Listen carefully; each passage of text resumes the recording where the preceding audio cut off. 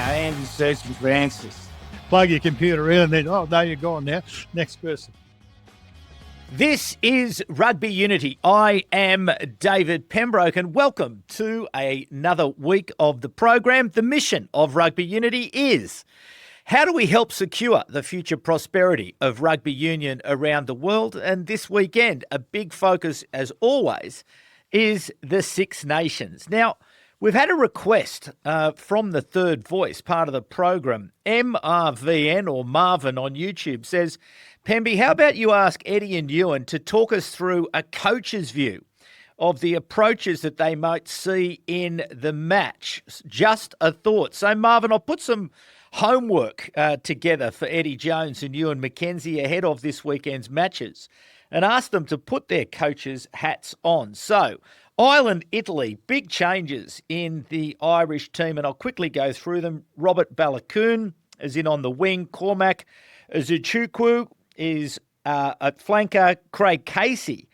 replaces Jamison Gibson-Park, who moves to the bench. James Lowe, James Ryan, and Jack Conan all into the starting 15. Josh Vanderfleer is out of the 23.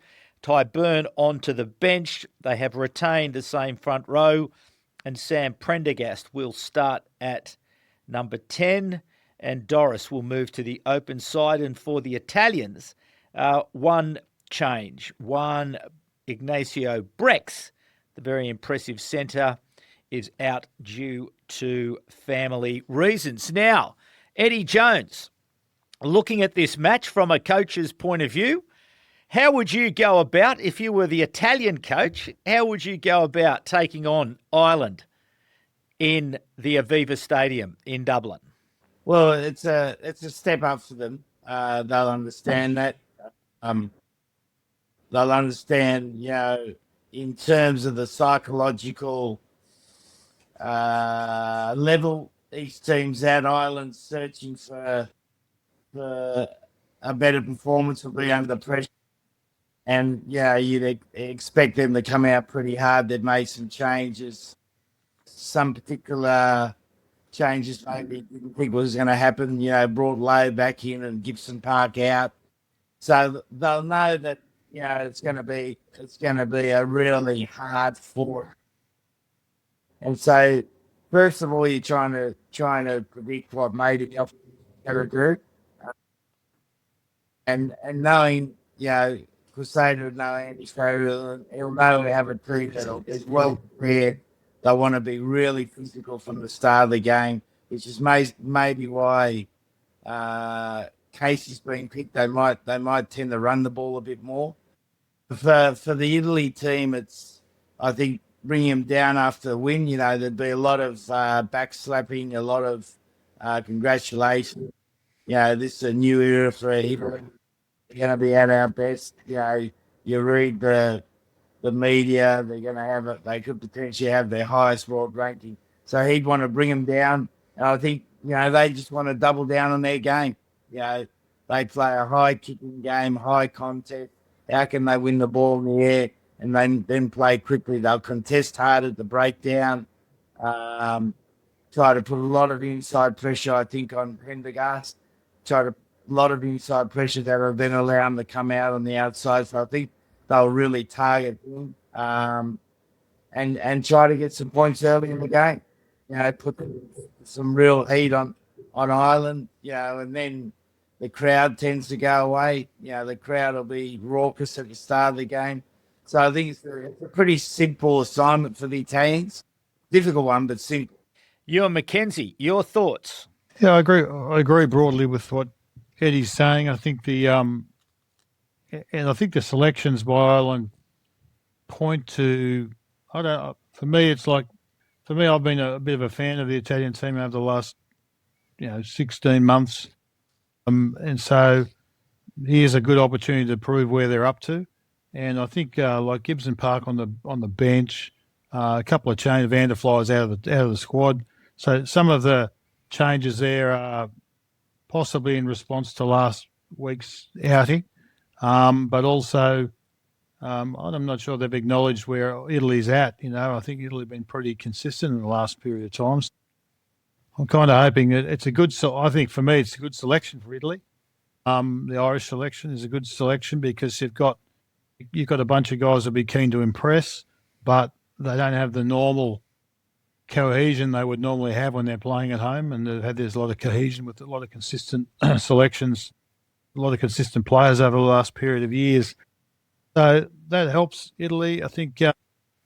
So you got what you're going to have is a very physical contest. On Ireland will be trying to impose themselves and get the crowd with them. Because the crowd will be a little bit apprehensive in the backs of their mind. They're worried about where the team's actually at on the mountain. And Italy were very good physically last week. I thought they were really good, particularly in the tackle and the contest. So that clash there, if Italy can starve Ireland of points early, so I'd be doing everything I can to retain possession and keep the ball away from Ireland so they can't get the crowd into the game. Prendergast, he likes to run, but he's going to have to play a little bit differently, I think, this week because the Italians will be hunting him down, as Eddie's already pointed out. So pressuring him is going to be a big part. He's a ball player. Whether he's now going to have to take the line on a bit more himself and play at the line a bit more, we'll see what happens there. But there's a good opportunity for Italy to pressure, and they're quite good on the tackle. The tackle concepts are very good at that area. So Italy, if I was Italy, I'd be trying to keep Ireland away from the scoreboard as much as possible. They dumb it down a little bit, but they'll be good in the aerial contest. Ireland will have to be better than they were. They still haven't got Hansen back and guys like that who have been good for them. So I see there's a pretty good opportunity for Italy. Ireland appear to be thinking that maybe they can experiment a bit with a few players and see what happens. I'm not sure it's that sort of game. So, you're going to have to be good at your set piece, and you're going to have to be good at the aerial game, the kicking and contesting. And Italy were pretty good in that area, and they're pretty good at the counter attack from opportunities like that. So they're going to have to. They'll handle that side, but there's not much more for Italy to do there apart from be in the contest physically. Now they're playing away from home. The Latins away from home not the same, generally not the same as at home. So this is a real test. Italy have only won 2 games in a row twice in the history of the tournament, and one of those was across 2 years. Across it was one tournament, then the next tournament, the start of the next tournament. So they've got a bit to prove, right? To get three wins in the tournament has never been done before. They've won 1. You got to really focus on getting this one while Ireland's probably at its weakest moment.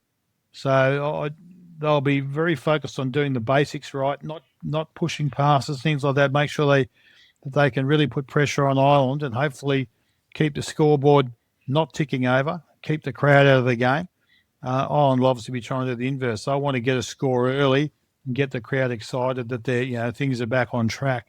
So I think that it's trying to starve them of opportunities. So use of rolling ball, very controlled game, putting the ball into touch. If you have to slow the game, make it point to point, and make Ireland have to win the ball and then compete. And they've got 6 changes. There's combinations across the park there that they've got to gel. So there's a bit for Ireland to do. There were great scenes last weekend in Rome, in the wet, huge crowd. Eddie Jones, you alluded to this task of bringing them down. How do you go about bringing a team down, but not bringing them down so much that they're not in a position to be able to perform at their best? And then how do you go about trying to build consistency, build from one week to the next week to the next week? Because that really this is the potential feel-good story of the tournament. If Italy start to be able to be more consistent, be able to win away from home. So how do you think about that through your communication, through the week, through your activity during the week? What are some of the things that the Italian coach Caseta would have done this week with his team? I think, one of the things you can always do is allude to there'll be 2 headlines after the game. historical win for Italy, or Italy fail to flatter again. Yeah, something like that. And Yeah. give those two headlines to the players and ask them, right, what's our preparation going to be like to have the headline we want to have? And how could our preparation be if it's a headline we don't want to have? And you need the players to be aware of the situation, because even some of the best players in the world can get a little bit comfortable, and all you want is them to be at the right appropriate emotional tension for the game, the right amount of aggression, the right amount of control. So you're trying to get them to understand the situation, get them to understand what will happen if they don't do it. And your leaders play an important part in that, and they've got a great leader in that. The Sixers at Lamaro, like, he impresses me all the time, the way he communicates to the referee. I don't know whether he's the official captain now, but he's definitely the leader of the team.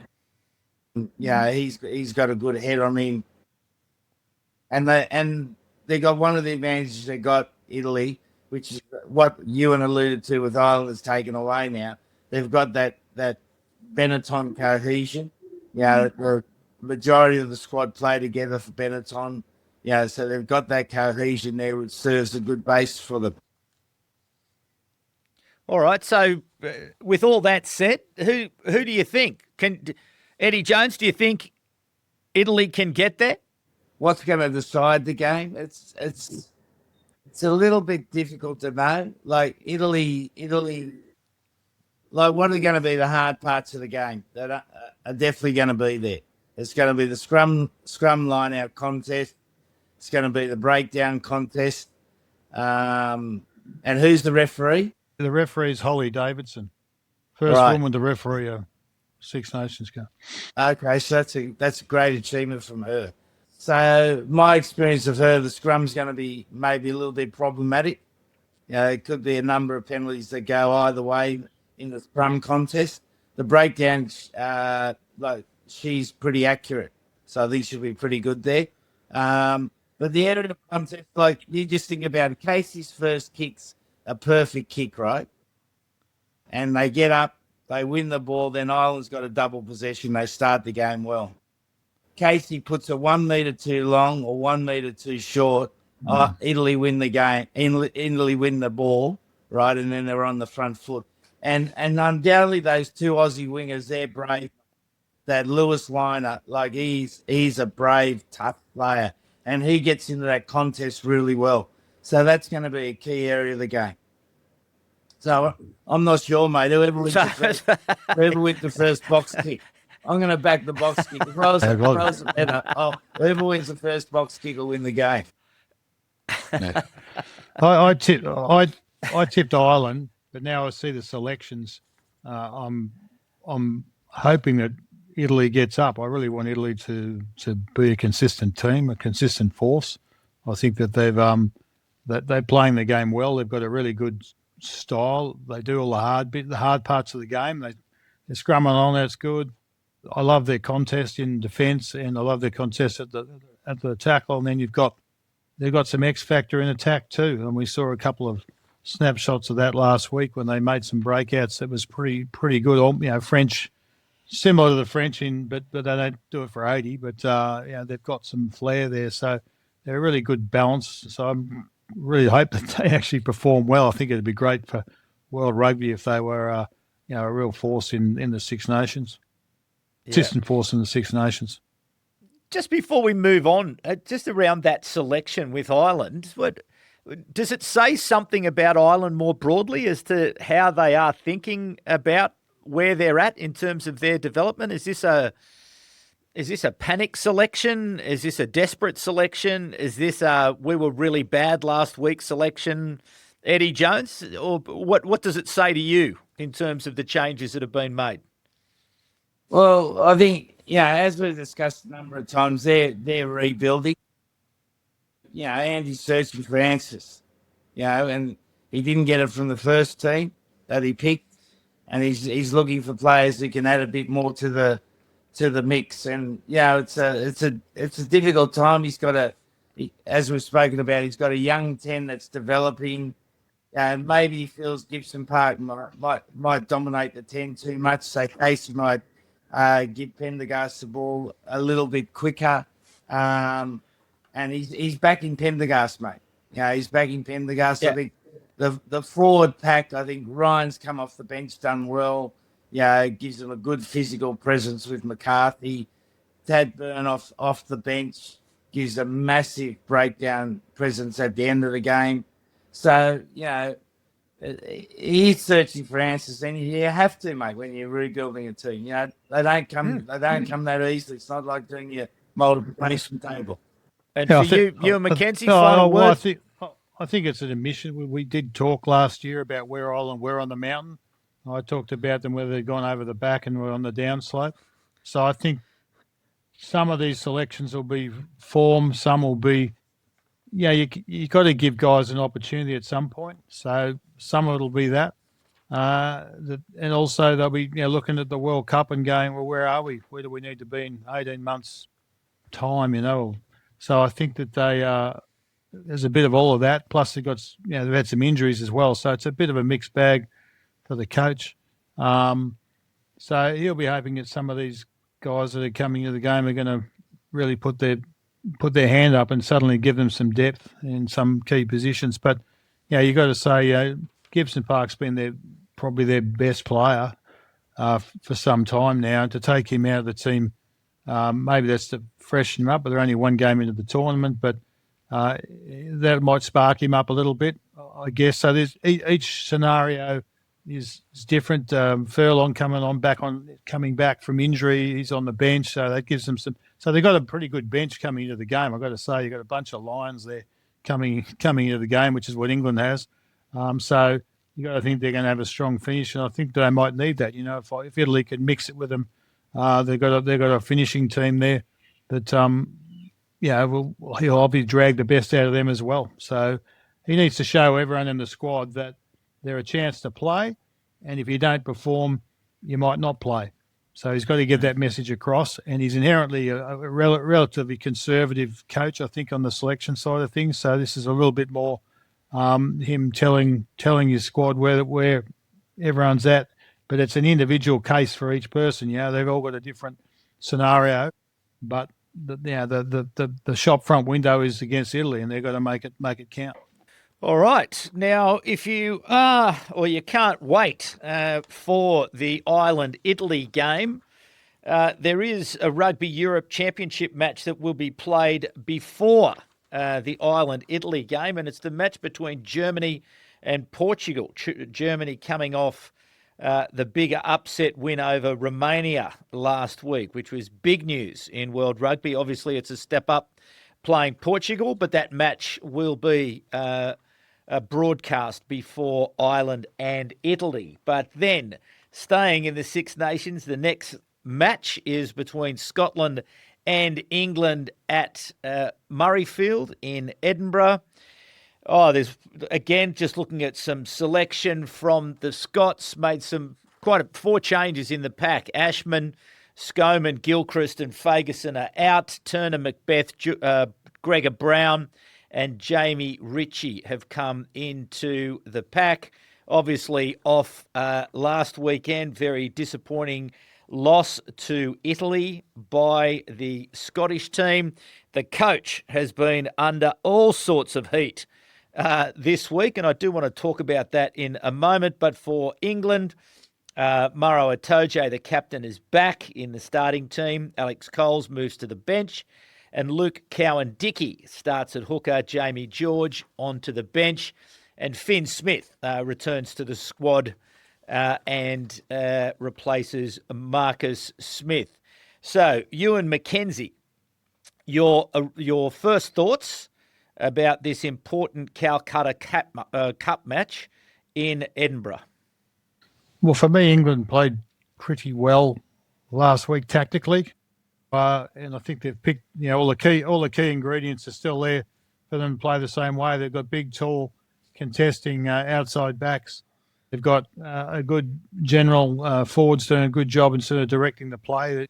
They've 40-odd kicks in the game, and that's possibly where it's trending, the higher kicking game. Last week, Scotland ran the ball a lot against Italy, twice as much as Italy ran, and they didn't come away with the win. So I suspect Scotland will kick a little bit more. I don't know about some of their the changes. They're a little bit like Ireland. They've made a few changes, and they've got some, now they've got Lions on the bench again. They're in the same situations we've just discussed. They're trying to experiment, give guys an opportunity, let players know that if they don't perform to their best, they're not going to be in the starting 15, et cetera, et cetera. But they're going to have to Scotland's going to have to do better in the aerial side of the game. Yeah, they didn't make a line break against Italy. And admittedly, the conditions were poor, so they're going to have to assess the conditions. Yeah, they've got history on their side, Scotland. They've won the last two. And they've been a thorn in England's side many times up there. But I don't think that's going to be enough. I think this England squad, tactically and personnel-wise, they've still got 4 or 5 lines on the bench, even with the changes they've made. They've got the right game for the right game and the right depth for the moment to be able to overcome what Scotland might throw at them. I think Scotland will definitely need to be better and be more accurate. It's just not good enough just to carting the ball into the opposition. They're going to have to be a little bit more creative and mix that up with, they've got a creative 10, but they're going to have to mix up the kicking game, or use the kicking game a bit better, but they need to get good contesters or good retrievers of the ball to be able to make that work. And that'll the more they kick, the better they'll run the ball. It's sort of, it's a bit of an that's the way it is. If you kick, that puts the defence in two minds. That'll give Russell more opportunity to be able to ball play. So you need to have sort of both working. So Eddie Jones, you're coaching Scotland against England. How do you beat them? I don't know, mate. I think the last game, they got behind on the scoreboard early and then immediately tried to chase the game. You saw, you made the point, they didn't kick a lot, and because they felt pressure of not having much possession, being behind on the scoreboard, and even the most experienced players then feel like they got to chase the game, which I think they did. So, the one thing they'll want to do in this game is get in front early. I reckon that'll put the heat on England. They want to open the game up. I would think Scotland will go in. They'll have a really aggressive attacking game early. They'll want to move the ball around, kick to the wingers, try to break the game up, try to do everything that England don't want to do. Play side to side, shift the ball, put little kicks behind, put kicks over, kick to the winger, just try to break the game up and try to break England's defence system up. So it'll become more of an unstructured game, which is easy to say and very difficult to do. But if you get some position at the start of the game, you can do that. So I think they'll have a pretty clear game plan. They'll be no better prepared for the side, I'll guarantee you that. Knowing Steve pretty well, I'd say his dislike of Scotland's pretty high. And he'll have the boys absolutely revving, ready to go. And they'll be the opposite, mate. They'll want to play a really structured game, really tight game, maybe not kick long. The first part of the Wales game, they did a lot of long kicking. And I think they'll do more contestable, try to keep the game tight, and they'll only play off crumbs because they've got a massive power advantage, England. Massive. Particularly in the tied five. Ewen McKenzie, your thoughts there around England? Well, I don't think England will change a lot. Eddie's mentioned the depth of the kicking. That's probably a subtle change, but I think they've already got a pretty good, like South Africa, you sort of know what's going to come. So I don't think they would have spent a lot of time sort of varying their tactics. Their rolling maul was good, so they'll be trying to use that. They'll try and impose themselves there. Conversely, Scotland, they pick and drove against Italy, and Italy were up to the task. I think that was more to do. I thought the Scotland forwards they were casual in their body positions and things at the ruck. You could see it. They were high. Italy was strong and over the ball, and Scotland were high, missing their targets. They need to be far more accurate. If they did that, and they could play more direct at England and just milk penalties, try and put some pressure on that way. So you retain the ball. And as Eddie's already said, like when you're in opposition and you're not getting much ball, you start to get a little bit, you feel inclined to do more creative things, so they can put pressure on Ford in an inverse where he's got to try and feel like he's got to make a play. And then that doesn't come off. You kick too long, it goes into touch on the full, and suddenly the crowd's getting a bit excited. So it doesn't take much to change. You just got to be accurate. I thought Scotland were inaccurate and in their forward play last week. So that if they take that task on and do a bit better there, I think that they can retain the ball and put some pressure on England with their direct play. So that's you've got. I think there's a referee. The Georgian guy is the referee. So he's a pretty good ref. So he'll let him play, but England will do more of the same with some subtle adjustments. Scotland's got to deal with their driving maul. There's no reason Scotland can't maul against England too. Like, it's not a one-way street, So we've got to see how that pans out. But it'll be physical, and Scotland going to have to be more accurate to be able to come out the better of that, because they weren't against Italy. What sort of impact would Scotland's preparation, or what sort of impact would there have been on Scotland's preparation, given that their head coach has really copped it this week off the back of the disappointing performance last week? Perhaps to you, Eddie Jones, you've been through, both of you have actually been through this sort of heat, but particularly in Europe, Eddie Jones, you've had this sort of real pressure that comes on personally during the week. What's it like to deal with, and how in fact do you go about trying to manage it, knowing that the eyes of the world are on you, and the walls are closing in? Yeah, I think he wouldn't be drinking too much Red Bull in public. So that's proved a huge distraction for them, and that will play a role. I was being a bit humorous, or trying to be humorous, but I think that distraction will play a role. Definitely play a role. Look, you've just got to front up, mate. There's nothing about it. You just got to pretend everything's all right. Come in the room, be upright. Look, just deal with it, and behind the scenes, get back to your room, and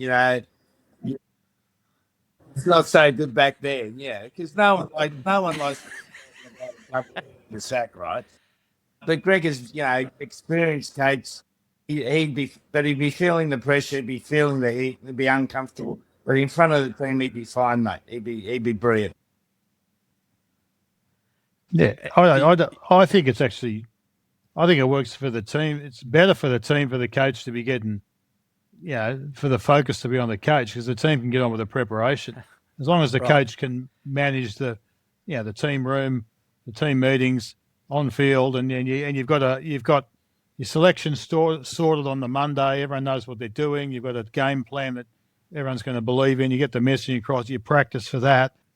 The media stuff, as you know, Pemby, you manage that through your messaging. So you don't put players up. The coach can stand up there and cop all the flack, and that's what it is. And you get targeted messaging out there. The selections, some changes, and that gives the media something to write about. If you don't give them anything to work with, and the coach is the best guy to give them stuff to work with, the media is going to make it up. So it's better for that. It's the best scenario you can have, that the coach is having to dealing with that, and that's his job. And the assistant coaches, everyone else is working like crazy to get the detail right for the next game. Yeah. All right. Well, it'll be interesting to see. And I'll ask both of you for your tip for that particular match, Scotland versus England. You first, Ewen McKenzie. No, I can't remember. I'm pretty sure I tipped England. Yeah. I did because I've tipped him to win the tournament. But look, there's been upsets before. I just don't see there being enough on the Scotland side of the ledger for the upset. Yeah, it might be. I think it'll be a close game, but I think England will have enough to get there, especially with their bench later in the game. Yeah, and Eddie Jones. If I just add to that point about the coaches, like one of the things that recently I saw was about Scott Robinson and the players' observation that he was tense. And I think, the difference between being a first year or second year international coach when you're under pressure and a 7 or 8 year, like Fred or Coward there, been through that period, you learn to handle that pressure, you don't show. When you're a young coach, like sometimes it's hard to deal with that pressure. You haven't experienced that before. Everyone's got an opinion. Everyone's telling you you're going to get the sack. It's not only comfort. And he would experience that before. You win 7 Super Rugby tries. There's not too many people telling you you're going to get the sack. And your family's everyone's getting it. Greg will handle that. But it might be a little bit more uncomfortable after the game. Yeah, indeed. And interesting, Eddie Jones. I reckon Pemby, you hang around long enough, you're going to get the sack, right? That's just what happens. So it doesn't matter what level, you're going to get the sack some point. If you take up coaching and you get the boot, that's what happens. It happens. It doesn't matter who it is. So that's just part of the territory. And managing up the line, like you're not just managing the team, you're going to manage the CEO, the board, the whole lot. You're going to manage them because they're all antsy. They've all got ideas about what the team should look like, who should be in the team. It all comes out. They all want to pick the team, tell you who the 9 should be, who should be captain, how many selectors you should have, and maybe they should be a selector. Like it all, that's what happens. So you got to manage up the line as much as you're managing down the line. Yeah. Someone will go, well, what about this guy on the wing? I was talking to someone at Rat Park, and they said that so and so. And you go, okay, yeah, he's a good player, but he's not even in the Waratahs, So that's all the management that just goes on. So it just goes with the territory, and what you do is you can take the players out of the firing line. You got to put a player up. You put up a player that's experienced, that knows how to handle the media, not say too much, not say too little. And not going to be overawed by it. So you just manage the media interaction that week, and hopefully you get the outcome, and then everyone's happy as Larry the next week. A week's a long time in rugby, and you can be penthouse to the proverbial, and back again real quick. So that's just the way it is. A week might be a long time in rugby, but it's certainly a much shorter period of time in English Premier League soccer. Eddie Jones, your mate Sean Dyche was shown the door after, I'm not sure how many weeks it was, but it wasn't many. And it's just this movement, isn't it, at the moment, whether it be in the NFL, English Premier League. The shelf life of a coach is getting shorter and shorter. Yeah, it's just the way society is now. Everyone wants things quickly. The pressure heats up through social media. I think Sean was there 7 weeks. Ange was there 7 weeks before. It's looking for a new coach. It must be a good 7 weeks there. It must be a terrific 7 weeks. That's where the idea you have a hot desk. That's what it is. There's no office for the coach. It's just a hot desk. I can remember the Qantas lounge or something like that. You go and plug your computer in, and then no, you're gone now. Next person. I went and met just give me the Wi-Fi password. That's it. Yeah. I went and met a very experienced coach at Watford, and I went to his office, and seriously, there was nothing in the office. And I said, have you just moved in? He said, no, I've been here 2 weeks, but I'm not expected to be here too long, so I haven't put anything in there.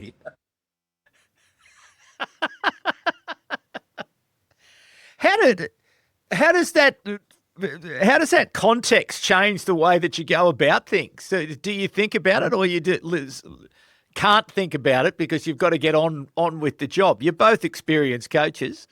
You and McKenzie, you're out of the game now, but so perhaps to you, Eddie Jones, as you observe those things, does it change the way that you think about the impact you can have, or you just can't worry about it and you've just got to get on with what you think is the best approach? Well, you can't worry about it. But in the Premier League, they agree on a figure before they start. You're here for 7 weeks, you get this amount. You're here for 10 weeks, you get this amount. So they've got it from a financial point of view. But you get in there, you look at the team. How can I improve this team? Who do I need? Who needs to help me? Who's going to be difficult? Who can I move out? Who can I move in? You're looking at all those, and that's the job you got to do. You're always trying to do it as quickly as you can. When you take it to an international level, you don't have control of the talent coming in. So whatever players you've got to work with, and then make the best of it and find a way to optimise their talents. If it is hard, Pemby, when you get like in a club situation, like you come in and you inherit, depending on what time of the season you come in, you inherit someone else's players, right? Someone else picked that squad, right? You might have no influence until the end of the season on the squad composition. So you got to deal with what you got.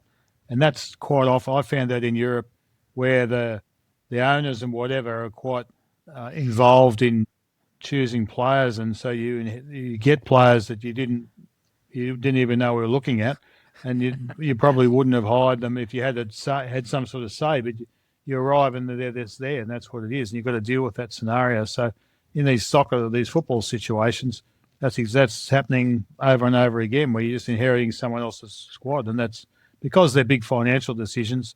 The owner's heavily involved in that, and sometimes they're not necessarily the players you want.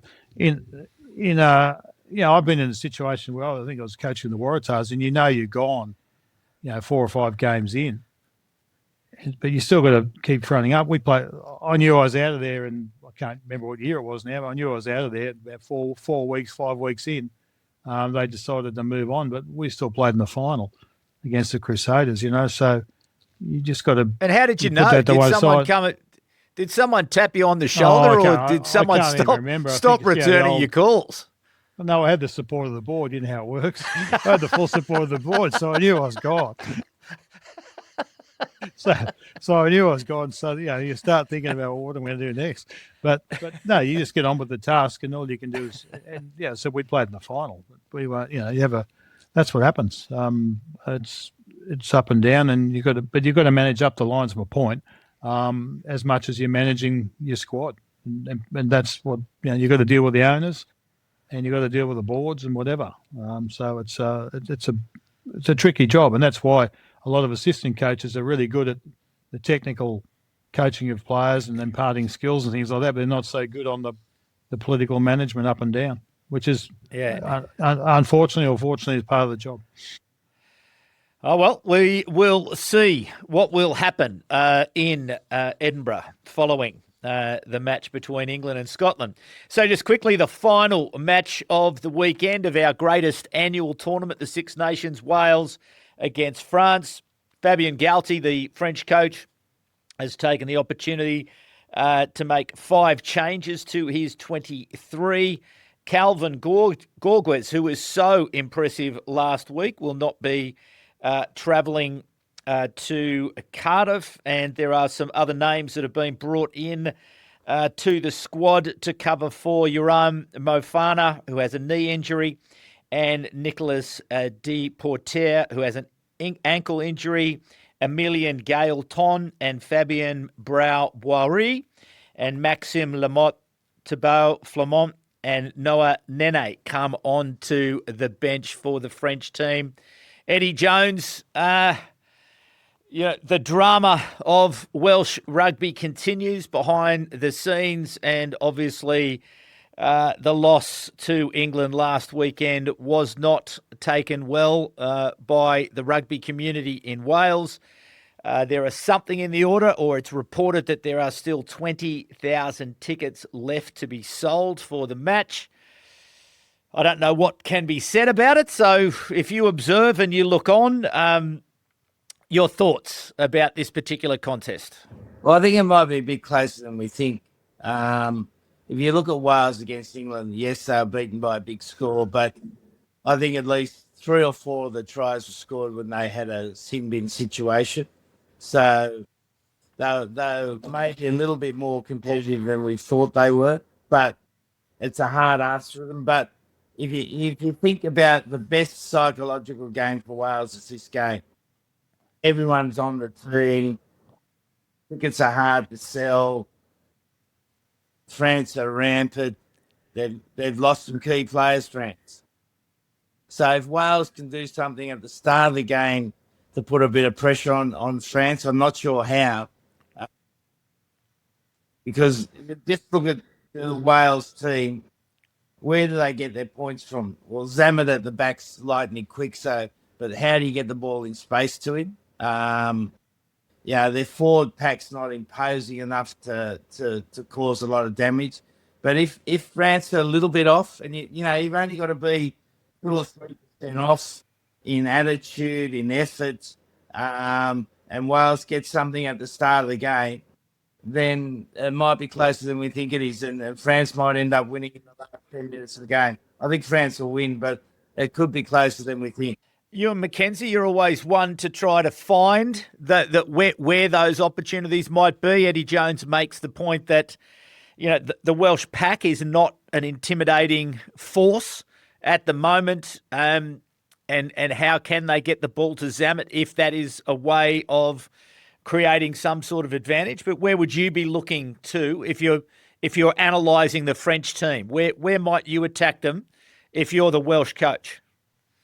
Yeah, it's a difficult one because I agree 100% with what you just said. The statistics last week were quite even, like all the sort of broad statistics you'd look at that the media pop spits out.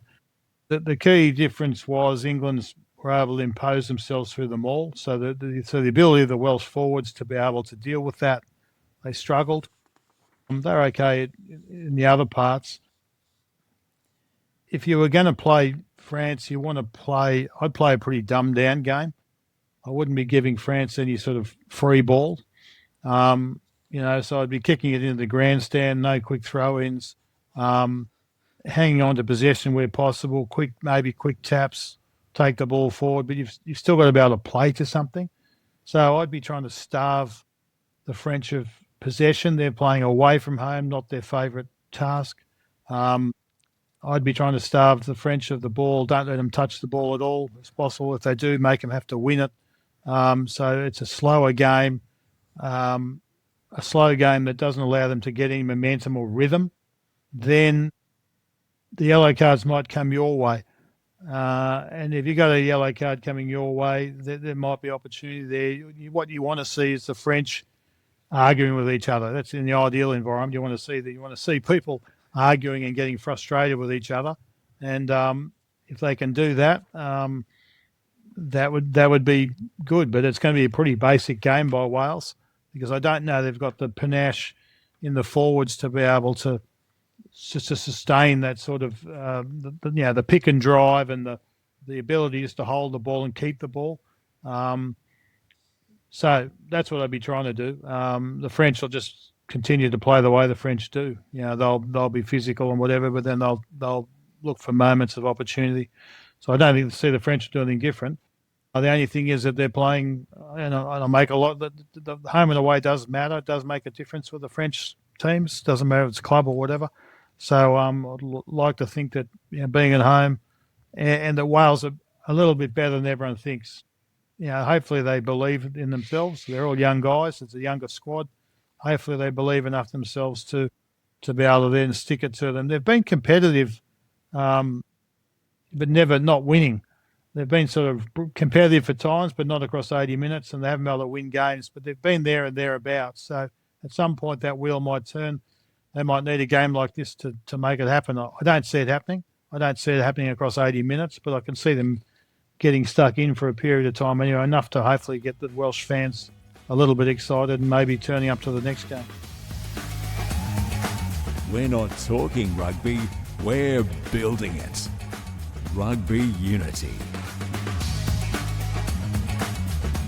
All right. Well, lots to look forward to this weekend, but also lots to look forward to with the contribution this week of our regular segment, called The Third Voice, which is featuring you, the rugby fans from around the world, commenting and questioning about rugby unity. So to the audience comments from Gilles Sotti, 8156 on YouTube, thank you for sharing this. Huge respect for Eddie Jones. Australia is such a magnificent team. I salute you with all my heart. It's incredible to create players in such a big country. Much respect from France. You have always been here. Marcus Vanderloob on YouTube says, what a great combination of people this show has. Corey Reed on Spotify. Great show, guys, listening from Christchurch. Charlotte Walsh on YouTube. G'day. Love your work, lads. And the Pig Athletic Club. Another banger episode. And the Pig Athletic Club, great supporters of the program, but also they create heaps of great content as well. So if you're interested in rugby content, make sure you drop into the Pig Athletic guys there in Brisbane. So to the questions this week, Ian Brown says on the survey, and just a reminder, if you would like to fill out the Rugby Unity survey, it does help us to understand just exactly what you want from the program. So jump into the description for the show and fill it out. We would be grateful if you could do that. So Ian Brown asks, while England won well, they did fail to finish off many good line breaks by either going to ground or not linking with a support player. Is this ability to finish the difference between the best teams in the world and the next tier? After watching England and France, do you think that France are now Six Nations favourites? So, two questions there. The first is the ability to finish. Is that what differentiates the best teams? And secondly, are France favourites? Eddie Jones, we'll start with you. I think, like, the game becomes so systematic. Everyone plays a system of attack and a system of defence. And I think what does separate the best teams is their ability when the game breaks up to finish opportunities. Like we saw Olivon, I think he played left-hand side lock for the French side. His ability to run good support lines, where at the start of the game there was a chip through from the winger, the red cap winger, and he was the one who could have scored the try. And then they made the break down the right-hand side, and he was a player on the inside. The French traditionally, because of the way they've traditionally played the game, they've had a lot of emphasis on support play and coached that pretty hard.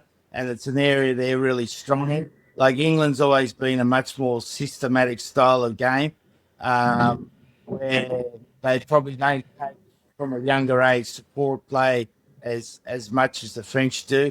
And you think about Australia, that was one of the key areas that we were really good in. So I think it is a differentiation, definitely a differentiation. And that, Ewen McKenzie, for you, the question is around finishing, that ability to take opportunities and turn opportunities into points. No, just alluding to the same game. I mean, France scored 3 tries in the first half against Ireland, but they missed 2 through offloading to their own offloading to the opposition. Yeah, finishing is an important thing. I've talked about it. I think I've talked about it with Eddie's team, the Japanese team. Like they're doing a lot of good things right. It's the poise and the ability to be able to capitalise on the final moments and not get too excited, and actually make sure you get over the try line. And that's, if there's one thing that's held the Japanese team back in the last sort of 12 months, is just the ability to finish off moments that they've created. They've done all the hard work and not being able to. And so yes, it is an important part. You've got to have poise and patience, and you've got to balance the tempo of the game and not rush things. And so it is a key part of it. So it's a much, in a way, it's a better problem to have. It's a harder problem to have if you can't get to the try line. But if you can consistently get to the try line in different ways, and it's a matter of getting the ball just over the line the last couple of meters, that's a much better problem to have than not be able to get there at all. So I think it's just part of the coaching requirements, the coaching. That's part of what you need to be able to work on week to week and make sure that it happens on the field. So you've got to work with the individuals there, and it's not a bad thing. It's just something that you need to manage as part of the coaching performance. The second part of the question was, after the first round, watching England and France, do you think that France are now Six Nations favourites? Ewen McKenzie. And I'm still sitting with England. Okay. France to come second. So I think England's got. I think they've got more consistency across their team in tactically, and they've got the right game for the moment. The way the game's being played, France can blow anyone away, but let's not forget that for 30 minutes there wasn't much happening against Ireland in the second half. There was no score. They didn't score a point. So you can quieten them down, and I see France obviously being. Wouldn't surprise me if they win it, but I also see England. For me, England's got a more consistent selection and tactical approach. Eddie Jones, for you? Too early to go, mate. Too early to go. Let's see the second round. Too early to say? All right, we'll come back. And thank you, Ian Brown, for filling out the survey, and thank you for asking those questions. Islander Cool Cat asks, on the All Blacks, I reckon after a few weeks of seeing all the comments going back and forth, it's mostly to do with culture in the team than winning percentage. What are your thoughts on this? Eddie Jones, what are your thoughts on what's happening with the All Blacks? Well, I think it's just a sign of the times, mate. A bit of unrest. It's easy to get rid of the coach. Was there cultural problems? There was probably problems within the team. Alignment, there always are, and I think as Alex Ferguson said, you shouldn't need to get to end of a season review to fix that. It should be done during the year. So I think that's disappointing for the All Blacks organisation rather than the team. All right, quickly, Ewen McKenzie, your thoughts about the All Blacks? It's the same for every team. You've got to, when I left the Wallabies, and Eddie we were coaching together at the Wallabies in the 2003. I went to the Waratahs, and I thought that I knew everything. Eddie had educated me over the previous 5 years, and I'd been time with McQueen and the whole lot. So I thought I knew a lot. I went there and I managed to coach the Waratahs to exactly the same place on the ladder. So then I spent a bit of time looking more, into the mechanics of the team, the cultural aspects, call it whatever you want. And we made a lot more progress by advancing the game, skill-wise and whatever, but also looking at the personnel, how they related to each other, the whole lot. We're early in the piece. We got involved in the sort of the whole things that are commonplace now, leadership groups, things like that. That we borrowed from the AFL there, and that worked well at the Waratahs at the time, But that was a specific investment in the culture of the team. You can't just assume it. You can't just assume if you get a bunch of good players that it's all going to gel, right? And we've seen that. We saw it in the Soccer World Cup. I think France had all the best players in the world, and they couldn't score a goal because they wouldn't pass the ball to each other. They didn't even make the finals. Like they wouldn't pass the ball to each other. They all wanted to be the main man. They had too many of the main men. So it's not automatic that a collection of really good players is going to function to their optimum. And the coaching group and the coach has to be able to work with all the individuals, treat them differently to treat them the same. That sounds ironic, but that's the way it is. You've got to treat everyone differently to get the best results out of those individuals, but make sure there's a collective vision and a collective direction that everyone's trying to adhere to. And then you recruit the same way. When you bring players in, you've got to bring players that are going to be help be more cohesive and fit in with the group, rather than bringing people that are problematic. All right, the final question from the third voice for this week. It's from Ben, and it's via the survey. And again, another plug for the survey. Won't take you long, people, just to jump on and fill it out. But Eddie Jones, if you could change one thing in world rugby right now, what would it be? Well, I think we've covered it a number of times. I still think we've got to decrease the ball out of play. And to do that, we need to get back to the refereeing the game. The TMO, goal line decisions, back to 3 phases, red cards that have been missed, come in. Otherwise, like, have a cup of tea, have a cucumber sandwich or whatever you want to have, and let the referee do it. Let's keep the game flowing as much as we can. We've got a discontinuous game, but we've made it even more discontinuous. Or we go to, like Ewen said, we go to 425 minutes, played over 3 hours, except that's what it's going to be like to get like 45 minutes of ball in play. Ewen McKenzie, if you could change one thing in world rugby at the moment, what would that be? I think the 15 on 15. I think we've got to come up with a game that's attractive. You're not going to get the sponsorship and investment and eyes on the game and people turning up unless it's something interesting to watch and something that's cohesive and logical. Yeah, we've got a game that's been very good for people that played the game. They understand it in the past. Now we're trying to. We've got a bit of a hybrid game where we're trying to focus on safety and focus on other things. And in the end, we've got to keep our eyes on the fact that the game has to be transparent enough for people to get interested and like it, even though they've never played it. And that's one of the challenges. So, the whole card situation for me is something worth revisiting. I've sent you guys emails during the week with a few ideas. We'll talk about that another time, but I think we've got to come up with a better system that keeps 15 on 15 on the field. Well, it'll be interesting. Obviously, the shape of the game conference, the work being done by Mark Robinson and his review team at the moment. There's a series from Rassie Erasmus in South Africa called The Shape of the Game on his podcast, and you can have a pretty clear view if you watch that as to what the South African coaching team thinks the shape of the game should be. Not quite aligned around the TMO with the thoughts that we have, but anyway, diverse views are always a good thing, and there are a number of law changes, experiments that are going to take place during Super Rugby that starts this weekend. The Highlanders take on the Crusaders, Waratahs against the Reds, the Fiji Drua against Moana Pacifica, the Blues play the Chiefs, and the Force take on the Brumbies, and the Highlanders have the bye. Ewen McKenzie, your thoughts on Super Rugby?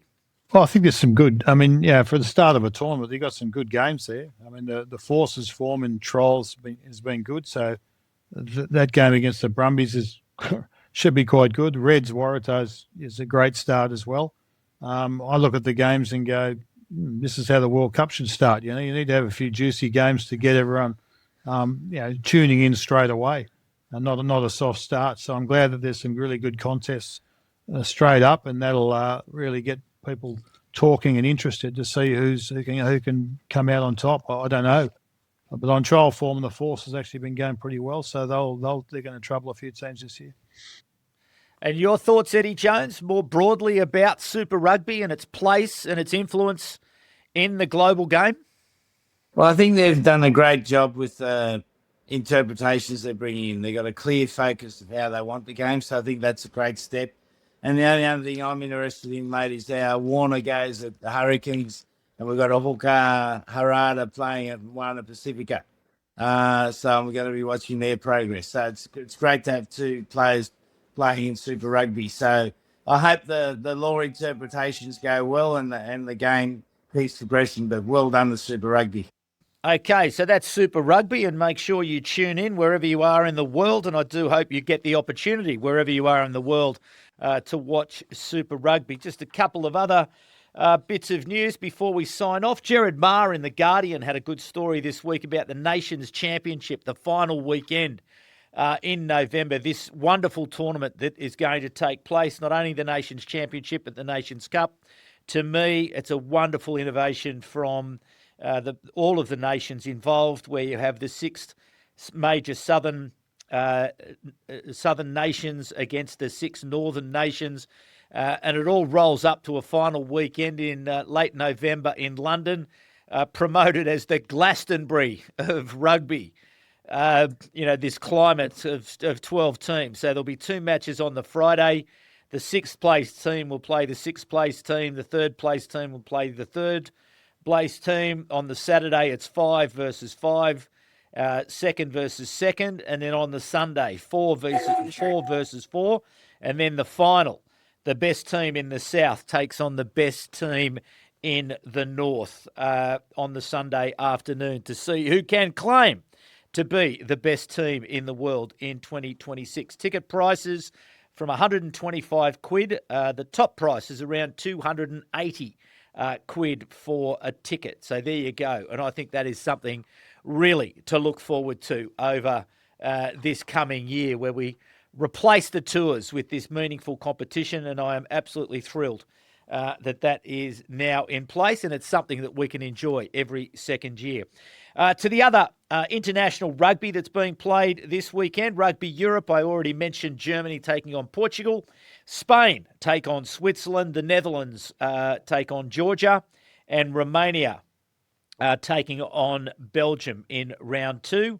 And in the other representative age representative at A level and also the age grade internationals, Scotland A taking on England A, the Ireland 15 against the Italy 15, Wales A versus France A, and Scotland under 20s against England under 20s, Ireland under 20s against Italy, and Wales take on France as well in the under 20s tournament. I didn't get a chance to watch any of the under 20s last weekend. Ewen McKenzie, did you see any of the under 20s from the Six Nations last week?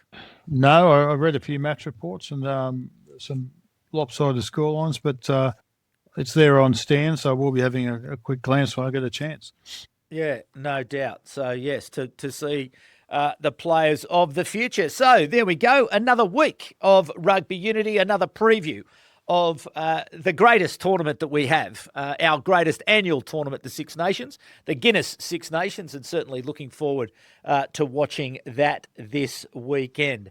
So just a reminder to like, subscribe, share. Again, we've had some great activity even overnight on TikTok. Eddie Jones' views on 15 versus 15 has attracted something in the order of 30,000 views from around the world.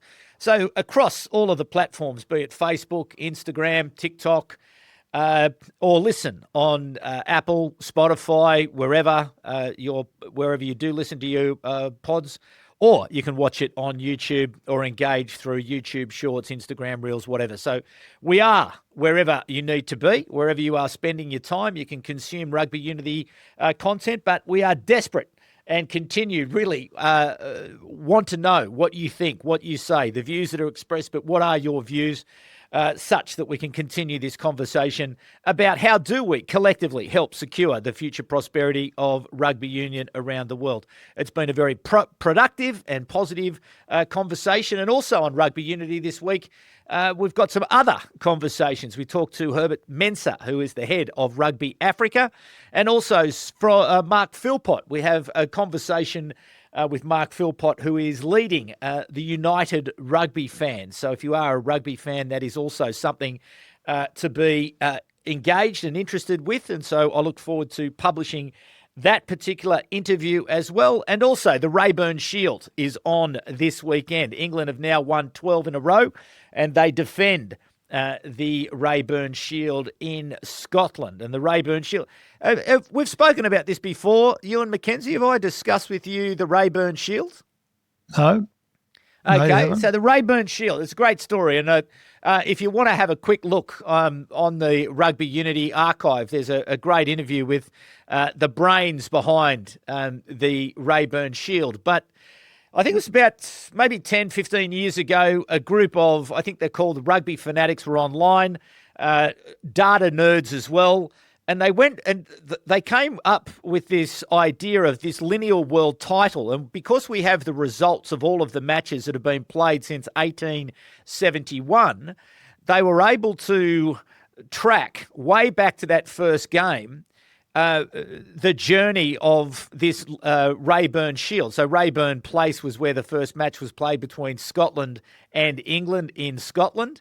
Scotland won the first match and they won the Raeburn Shield. And so from then, the title holder then moves and they play through every match that's been played since 1871. So at the moment, England, in that great history of our sport, they are the current holders, and because they've won 12 in a row, they continue to hold the Raeburn Shield. So if I could encourage people to go and have a listen to that conversation with Dave Algie, because to me it's a tournament. Well, it's a championship that we should celebrate, and we should talk about it more, and it really needs to be legitimised, and it needs to be brought into the fold, and people need to think about this Lineal title, this Lineal championship that is played for, because what it does is just add more interest. So England, having won 12 in a row, they go to Scotland this weekend to not only compete for the Calcutta Cup, but they are also competing to defend the Raeburn Shield. And I did check with Dave Algie, Ewen, McKenzie, in your time as coaching the Wallabies, you played for it once, but against New Zealand when they were the holders, but you didn't win it. So you've never held the Raeburn Shield. Right. Okay. Well, there you go. But it's a great idea, and Dave's it's a good idea. Yeah. It's a fantastic idea, and Dave is out there, and he's getting knocked by people who are bagging him, saying, "Mate, just drop it, give it up," and no, he shouldn't, and we won't. And we do want to talk about the Raeburn Shield. We want to educate people about the Raeburn Shield. And again, it's just another storyline. It adds to the richness. And I really think that World Rugby needs to do something about it and pick it up, because it's a low-cost way of creating more interest in our sport. So anyway, I highly recommend that interview with Dave Algie on Rugby Unity. So anyway, that's the show for this week. We'll be back on Monday with our wrap-up of all the rugby over the weekend. So, people, please be kind to each other. My name is David Pembroke, and it's bye for now.